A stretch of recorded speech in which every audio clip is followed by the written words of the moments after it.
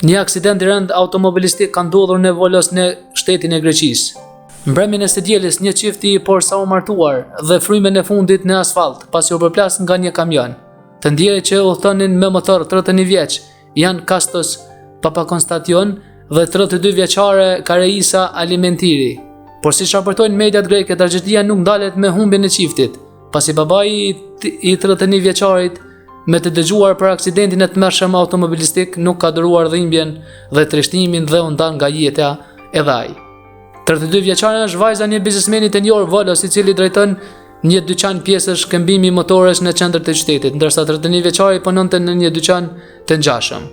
Sipas mediave, çifti i martuar në shtatorën e vitit që lan pas.